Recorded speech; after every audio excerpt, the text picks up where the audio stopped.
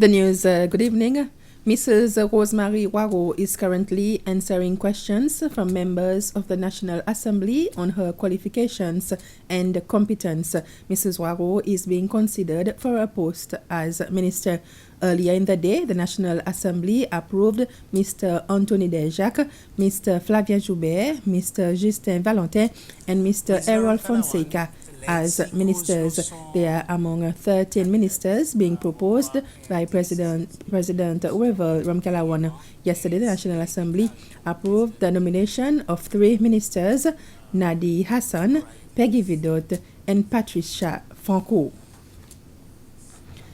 An incident whereby a Seychellois citizen who is visiting Seychelles was out of quarantine before 5 days was one of the main issues at this afternoon's press conference by the Department of Health. The Public Health Commissioner, Dr. Jude Gedeon, and the CEO of the Healthcare Agency, Dr. Danny Louange, have both condemned the incident. They have pointed out that a visitor's first day in Seychelles starts 24 hours after arrival. The professional has also condemned the general attitude of complacency in infection prevention practices by the population, while the risk of community transmission remains a big concern to the health authorities. The number of active COVID-19 cases in the country stands at 4, with 2 new cases which were diagnosed over the weekend. All the active cases which are being treated at the Perseverance Isolation Center are visitors. The individual used a foreign passport to enter the system. Then the establishment the person went to did not take it upon himself or herself to ensure that that person stayed in the establishment until after the test was done on day 5. There was also some mix-up about what that person can do or cannot do after the 5th day of testing, and it was irresponsible on the part of the individual to act the way that person acted. It was irresponsible, and it is not only health service that is not happy, the population is not happy at the way that person behaved. The complacency that we are seeing in certain sectors of the population, in public sector and private sector, in government departments, we have seen the health department is concerned about the risk of community transmission given the behavior we have seen in recent days without any protection. We understand there was a lot of emotion in the air, but the fact remains that there was a lot of social contact, physical contact, and if there were cases in the community circulating, there will be transmission. WHO and the other organizations call it the social gathering without protection, incubators of transmission for COVID.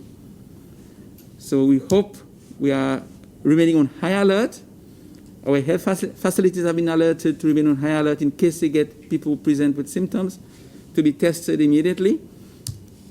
And we are asking for Seychellois visitors who are arriving to the country to respect the guidelines that are put at their disposal. An inquiry has begun into how 2 babies born in the past year suffered broken legs during C-section births. The newborns were delivered by the same obstetrician at the Seychelles Hospital, the latest just this month. Speaking exclusively to the SBC News, the parents of both the infants say they've been traumatized by their experience. Meanwhile, as an internal investigation begins, medical officials have described the bone fractures as normal. It should be a moment for family joy, but the birth of Athena Poole this month was tinged with trauma. She suffered a broken thigh bone during a pre-planned caesarean procedure. Her parents are now planning to sue for clinical negligence. I mean, I've experienced this as a big trauma, a big shock, and not just the fact that they broke my baby's leg. We didn't even get any psychological support after. In a similar case, Noah Agricol's left thigh was fractured during his caesarean birth last November. His parents say the fracture was spotted by Noah's granny the day after his birth. We weren't informed. We didn't know. I could have gone home with this baby, his leg's still broken. I didn't have no idea if my mother didn't step in. They said that during the birth, she told the nurse to check it, but apparently they did not check it. The births involved the same obstetrician at Seychelles Hospital. Athena's family is also complaining about staff laughing and filming the birth without consent as the newborn was injured. She told us that it was normal. Yeah. It's normal that sometimes there's break a bone. Bone. Yeah, yeah. The biggest answer we got that made us frustrated was that they said it was normal. In fact, research published in the medical journal The Lancet says it's incredibly rare, about a 1 in 1,000 misfortune. But it's happened not once, but twice here in the past year, which is more than 4 times the rate that researchers expect to see. The obstetrician involved has handed a report of the mishap to the healthcare agency. It's investigating and says 2 bone fractures out of 450 caesareans carried out last year is usual. The procedure is based on having a baby out, that it is in good health, given to a baby, and the mother is happy. But it is a procedure of risk. Because it is a procedure of risk, it is always having injuries of one sort or another. The hospital says families can be reassured that the obstetrics department operates to international standards. Cold comfort, though, for those affected. Something like this cannot happen all the time.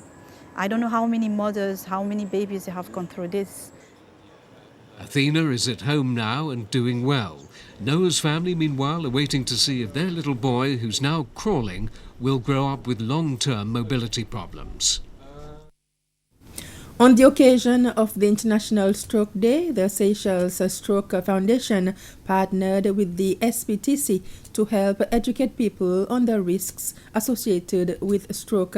At the Victoria Bus Terminal this morning, the Seychelles Stroke Foundation were sensitizing the public on the dangers of stroke. People were also encouraged to do a few movements with the aim to remind them how it is important to keep being active. And with this, we've come to the end of this news summary. Thanks for watching.